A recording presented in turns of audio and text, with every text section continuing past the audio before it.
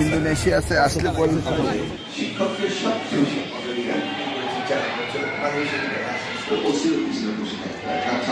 শিক্ষাঙ্গনে তারা ব্যাপক ধস নামানোর চেষ্টা করেছে, কারণ তারা জানে যে বাংলাদেশকে ধ্বংস করতে হলে শিক্ষায় ধ্বংস করতে হবে। সেই কাজটি তারা সুন্দরভাবে করেছিল। সিলেবাস কারিকুলাম কিভাবে নষ্ট করেছে আপনারা যারা শিক্ষক রয়েছেন তারা আপনারা দেখেছেন। আপনার সৃজনশীল পদ্ধতি আপনাদেরকে দেওয়া হয়েছিল, কিন্তু সেই সৃজনশীল পদ্ধতিতে তারা কোনো ট্রেনিংয়ের ব্যবস্থা করেনি। সৃজনশীল পদ্ধতিটি কিন্তু শুরু হয়েছিল অনেক আগেই।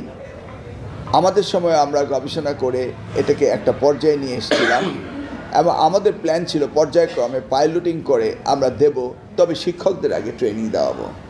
তারা সেটা করেনি, হুট করে করেছে। প্রত্যেক বছরেই কারিকুলাম পাল্টিয়েছে এবং বইগুলিকে বানিয়েছে পারিবারিক অ্যালবাম এবং ইতিহাস বানিয়েছে পরিবারের ইতিহাস। সে কারণেই আর নকলকে প্রশ্রয় দিয়ে প্রশ্নপত্র আউট করে এই শিক্ষা ব্যবস্থাকে একদম ধ্বংস করে দিয়েছে। অর্থাৎ এদেশে আর কোনো কিছু প্রয়োজন নেই, নিউক্লিয়ার বোম অ্যাটম বোম ফালানোর দরকার নেই, শিক্ষা ধ্বংস করলেই আমাদের দেশ ধ্বংস, এই ব্যবস্থাটি করেছে। প্রশাসনে যারা এসছে তাদের ভিতরে গত 15 বছর দেখবেন তাদের পড়াশোনা তেমন একটি নেই, তদবিরের মধ্য দিয়ে দলীয় কারণে তারা দায়িত্ব পেয়েছে। ঢাকার পুলিশ কমিশনার বলেছে 90,000 পুলিশ নিয়োগ দিয়েছে রাজনৈতিকভাবে। এই যদি একটি রাষ্ট্রের সক্ষমতা অর্জন করে তাহলে বুঝতেই পারেন।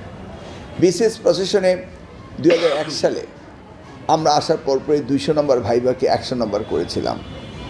সেটাকে তারা আবার ক্ষমতায় এসেই 200 করেছে।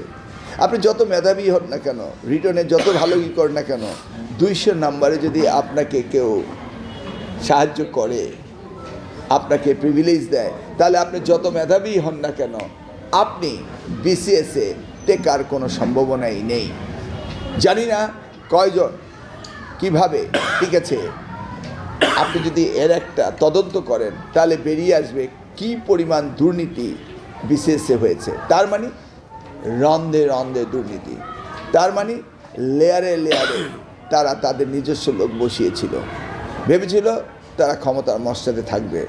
কিন্তু মানুষ যা চিন্তা করে আল্লাহ তো সেটা ভাবেন না, সেই জন্যই তাদের পতন হয়েছে। আমি বিশ্বাস করি শিক্ষা দিয়ে এই দেশের পরিবর্তন আনতে হবে এবং এই পরিবর্তন আনতে হলে শিক্ষককে সবচেয়ে বেশি অগ্রাধিকার দিতে হবে।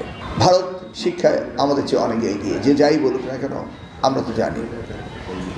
বিশ্বে তাদের যে মানে অবদান রয়েছে, বিশেষ করে ইউরোপিয়ান অ্যান্ড আমেরিকান দেশগুলোতে ভারত অত্যন্ত এগিয়ে গিয়েছে। তা আমাদের বাংলাদেশ মাত্র এগুতে শুরু করেছিল এবং আমরাও বিভিন্ন দেশে ভালো অবস্থানে যাচ্ছিলাম। এরই মধ্যে হঠাৎ করে 16-17টি বছর এই শিক্ষা ব্যবস্থাকে ধ্বংস করে দেওয়া হয়েছে। এখান থেকে পুনরুদ্ধার আপনাদের করতেই হবে। এটা সরকারের কমিটমেন্ট থাকুক আর না থাকুক, মানুষ হিসাবে আপনারা, এটা আপনাদের নিজস্ব দায়িত্ব। এই দায়িত্ব আপনারা পালন করবেন এবং করেছেন গত 15-16টি বছর, এটাই আমার বিশ্বাস।